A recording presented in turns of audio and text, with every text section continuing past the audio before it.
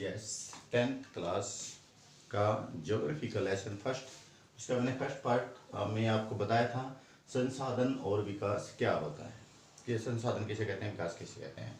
आज हम इसके एनसीईआरटी के क्वेश्चन जो दे रखे हैं टेक्स्ट वाली बुक में वो करवाते हैं। ठीक है, फर्स्ट तो जो एमसीक्यू क्वेश्चन है उसका सेकंड पार्ट करवाते हैं। 3 राज्यों के नाम बताइए जहाँ काली मृदा पाई जाती है। पहले एक याद रखें, काली मृदा देखिए ये इंडिया का नक्शा है हमारा। ठीक है, अब काली मृदा देखिए कहाँ पाई जाती है। ये जो क्षेत्र होता है, ये जो क्षेत्र होता है ये सारा काली मृदा का होता है। हम काली मृदा इस पूरे क्षेत्र में काली मृदा लिख सकते हैं, लेकिन महाराष्ट्र में काली मृदा होती है, मध्य प्रदेश में काली मृदा होती है, छत्तीसगढ़ में काली मृदा पाई जाती है। जबकि इस पूरे क्षेत्र के जितने भी हमारे राज्य आते हैं इन सब में काली मृदा पाई जाती है। तो इसका फर्स्ट प्रश्न है 3 राज्यों के नाम बताइए जहाँ काली मृदा पाई जाती है। अब इसका सेकंड क्वेश्चन आता है पहाड़ी क्षेत्रों में, ये सेकंड है, पूर्वी तट के नदी डेल्टाओं पर किस प्रकार की मृदा पाई जाती है। अब देखिए पूर्वी तट, ये हमारा पूर्वी तट है, ये हमारा पूर्वी यानी जो पूर्व की ओर बढ़ता है ये पूर्वी तट है, और ये पश्चिमी तट है। यानी पूर्वी तट पर किस प्रकार की मृदा पाई जाती है। याद रखें तट कोई हो और जहां पर सबसे ज्यादा वर्षा होती है ना वहां पर जलोढ़ मृदा पाई जाती है। जहां पर सबसे ज्यादा वो होती है वर्षा होती है वहां पर जलोढ़ मृदा पाई जाती है। और पूर्वी तट पर कृष्णा, कावेरी, महानदी, गोदावरी ये नदियां पूर्वी तट पर बहती है। कृष्णा, कावेरी, महानदी, गोदावरी यह कौन से तट पर बहती है, पूर्वी तट पर बहती है। ये हमारा पूर्वी तट है, पूर्वी तट है। तो यहाँ पर जहां पर ये पूर्वी तट है, ठीक है, और यहाँ पर भी ज्यादा वर्षा होती है, ये पश्चिमी तट है। पूर्वी तट और पश्चिमी तट जहां पर वर्षा ज्यादा होती है वहां पर जलोढ़ मृदा पाई जाती है। और पूर्वी तट पर कृष्णा, कावेरी, महानदी, गोदावरी ये अपने साथ बहुत सारे ह्यूमस बहा कर ले आती है, और जलोढ़ मृदा बहुत ही यहाँ पर ज्यादा उपजाऊ मृदा मानी जाती है। इसका थर्ड प्रश्न आ जाता है, इसकी विशेषताएं बताइए। यही है, ये अत्यंत उपजाऊ है, इसमें ह्यूमस और फास्फोरस की मात्रा सबसे ज्यादा होती है। मैंने आपको अभी बता दिया था जलोढ़ मृदा के अंदर, जिसके कारण ये सबसे ज्यादा उपजाऊ मृदा मानी जाती है। थर्ड प्रश्न है इसका, पहाड़ी क्षेत्रों में मृदा अपरदन की रोकथाम के क्या उपाय करने चाहिए। देखिए पहाड़ी क्षेत्र, अब ये देखिए जैसे कोई पहाड़ है, अब पहाड़ी क्षेत्रों में वर्षा होती है तो बहुत तीव्र गति से पानी नीचे आता है। पहाड़ी क्षेत्रों में बहुत तीव्र गति से नीचे आएगा, तो जितने पानी की गति तेज होगी उतने ही मिट्टी अपने साथ भाग कर लेके आएगा। तो मृदा अपरदन के रोकने के लिए सबसे ज्यादा तो हमें पेड़ पौधे लगाने चाहिए। पेड़ पौधे सबसे ज्यादा हमें पेड़ पौधे लगाने चाहिए, क्योंकि पेड़ पौधे होते हैं ना वो मिट्टी की जड़ों को, अपनी जड़ों के अंदर मिट्टी होती है उनको जकड़े रखती है, जिससे क्या होता है कि जो मिट्टी होती है वो आसानी से कट नहीं पाती है, और मृदा अपरदन रोकने में बहुत बड़ा योगदान देते हैं पेड़ पौधे। दूसरा आता है सीढ़ीनुमा खेत बनाने चाहिए। अब देखिए सीढ़ीनुमा खेत बनाएंगे, एक तो बिल्कुल ढलान में हो जाता है जिससे पानी की गति बहुत ज्यादा तेज हो जाती है। एक सीढ़ी टाइप हो जाता है, सीढ़ी टाइप हो जाता है तो उससे क्या होता है कि पानी की गति बहुत ज्यादा तीव्र नहीं होती और बिल्कुल स्लो हो जाती है, जिससे मृदा अपरदन रोका जा सकता है। इसके 2 मेन कारण यही है भी, हमें पेड़ पौधे लगाने चाहिए, सीढ़ीनुमा खेत बनाने चाहिए ढलान स्थान पर ज्यादा से ज्यादा। ठीक है, तो ये 2 सबसे मेन, सबसे ज्यादा इंपॉर्टेंट ये 2 कारण होते हैं हमारे। थर्ड प्रश्न फोर्थ आता है जैव और अजैव संसाधन क्या होता है। देखिए मैंने पहले बता दिया, जैव क्या होता है, सजीव, जैसे प्राणी है, वन्य जीव है, ये सब सजीव हम बोल देते हैं जैव को। दूसरा सजीव क्या होते हैं, जिसमें जीवन होता है, वो जैव संसाधन होते हैं। जैसे वन्य है, प्राणी है, जो सांस लेता है वो सजीव माना जाता है, जैव संसाधन।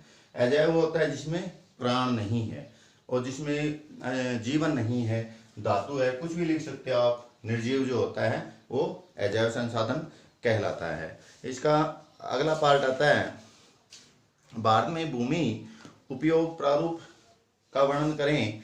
वर्ष 1960-61 में वनों के अंतर्गत क्षेत्र में महत्वपूर्ण वृद्धि नहीं हुई, इसका क्या कारण है। देखिए अब भारत के अंदर मुख्यतः 4 रूपों में भूमि पाई जाती है। भारत के अंदर मुख्यतः 4 रूपों में भूमि पाई जाती है।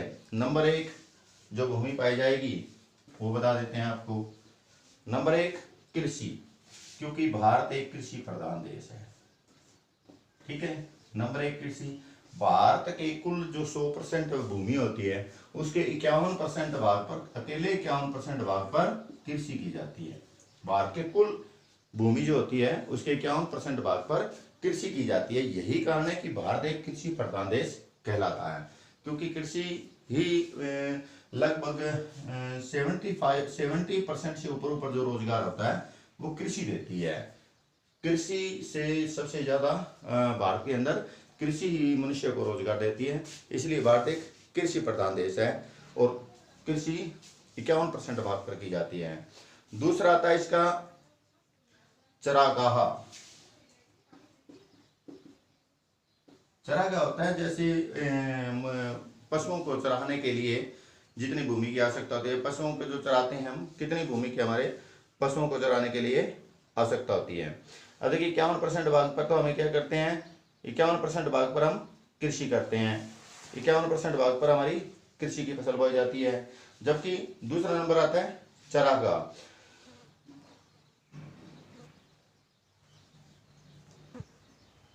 ये चरागाह जो होता है, जो पशुओं को चराने के लिए उपयोग किया जाता है, ये केवल 4% भाग पर की जाती है। यानी सबसे कम चरागाह जो पशुओं को चराने के लिए या और कुछ ऐसे हरा चारा के लिए और कुछ के लिए हम प्रयोग करते हैं, ये सिर्फ 4% भाग पर किया जाता है चरागाह। थर्ड नंबर 1 कृषि आता है, नंबर 2 चरागाह आता है और नंबर 3 आता है वन। वेरी वेरी इंपॉर्टेंट है ये वन। भारत की कुल भूमि का 22% भाग पर अब हमारे वन है। 22% भाग पर भारत की कुल भूमि का 22% भाग पर अब वन पाया जाता है। जबकि हमारे जो वन होने चाहिए, जैसे पॉपुलेशन हमारी जनसंख्या बढ़ रही है उस हिसाब से 33% भाग पर हमारे वन होने चाहिए, ठीक है। लेकिन है कितने, 22% भाग पर। इसका कारण है जनसंख्या का बढ़ना। जैसे जैसे जनसंख्या बढ़ती है वनों को साफ किया जा रहा है, वनों को काटा जा रहा है, वहां पर उद्योग धंधे अनेक प्रकार की चीजें स्थापित की जा रही है। जो 33% हमारे वन होने चाहिए, जो कि हमारे 22% हो गए, यानी 11% वन है वो कम होते जा रहे हैं। नंबर इसका 4, क्योंकि इसके मेन 4 ही पार्ट हैं और चारों पार्टों में उद्योग, व्यापार, परिवहन, मानव संसाधन। अब देखिए उद्योग, व्यापार, परिवहन, मानव संसाधन, ये चीज है। देखिए उद्योग है, व्यापार है, मानव संसाधन है, बाकी सभी भूमि पर क्या है, ये चीज स्थापित की हुई है। अब देखिए उद्योग धंधों को स्थापित करने के लिए हम वनों को काटते हैं, कृषि योग्य भूमि का इस्तेमाल करते हैं। इसी तरह व्यापार है या परिवहन है, जैसे रेल सड़कें हम बिछाते हैं, तब हम कृषि योग्य भूमि या वनों को काटते हैं, उनका प्रयोग करते हैं। और मानव संसाधन, जो मानव अपना आवास यानी रहने के लिए जो मकान मुकान बनाता है वो क्या है, कृषि योग्य भूमि पर बना लेता है और बना लेता है, वनों को काटता है। जैसे जैसे हमारी जनसंख्या बढ़ रही है वैसे वैसे हमारी मांगे भी बढ़ रही है, जिससे हम वनों का ज्यादातर ह्रास होता जा रहा है, यानी वनों का हम ज्यादातर, जिससे हम वनों को ज्यादातर काटते जा रहे हैं, जो हमारे लिए बहुत ही हानिकारक होगा। ये हमारा फर्स्ट पार्ट था। फर्स्ट पार्ट के सारे प्रश्न आते हैं। अब आता है वनों के अधीन भूमि में कम वृद्धि। वनों के अधीन भूमि में कम वृद्धि, यानी जो वनों के अधीन भूमि है ना, उसके अंदर वृद्धि नहीं हो रही, उसके अंदर कमी हो रही है। और कमी होने का मेन कारण क्या है, जनसंख्या का बढ़ना। जैसे जैसे जनसंख्या बढ़ रही है वैसे वैसे उनकी भूमि जो है हमारी कम होती जा रही है। वनों की भूमि वह बढ़ रही नहीं है। वन जो हमारी जो पृथ्वी है इसके ऊपर वनों की संख्या बढ़ती नहीं है, वो धीरे धीरे कम होती जा रही है। सिर्फ इसका मेन जो कारण है, रीजन है, वो सिर्फ क्या है, पॉपुलेशन का बढ़ना है, यानी जनसंख्या का बढ़ना है। अब आता है इसका प्रौद्योगिकी और आर्थिक विकास के कारण संसाधनों का अधिक उपयोग क्यों हो रहा है। एक प्रौद्योगिकी विकास है, एक और आर्थिक विकास है। आर्थिक तो धन से संबंधित, मानव में एक होड़ सी लगी हुई है, भाई मैं तुझसे ज्यादा धन कमाऊंगा, मैं तुझसे ज्यादा धन कमाऊंगा। इस धन के लालच में वो ज्यादा से ज्यादा वनों का ह्रास कर रहा है, कृषि योग्य भूमि है उन पर कृषि कर रहा है, पशुपालन या कुछ भी कर रहा है, वो प्रकृति के लिए एक नुकसानदायक सिद्ध हो रहा है, एक आर्थिक कारण, ठीक है। और दूसरा औद्योगिक, यानी बहुत बड़े बड़े उद्योग स्थापित किए जा रहे हैं, कृषि योग्य भूमि को कम किया जा रहा है, परिवहन के साधन है या और कुछ ऐसे उद्योग है, ऐसी चीज़ें लगाई जा रही है जिससे हमारे क्या है कि उद्योग कम होते जा रहे हैं। सिर्फ ये एक ही मेन रीजन होता है, सिर्फ जनसंख्या का बढ़ना, और जनसंख्या के बढ़ने के कारण ये दिन प्रतिदिन हर चीज़ें हमारी कम होती जा रही है। तो ये हमारे एनसीईआरटी के जो प्रश्न थे, मैं सारे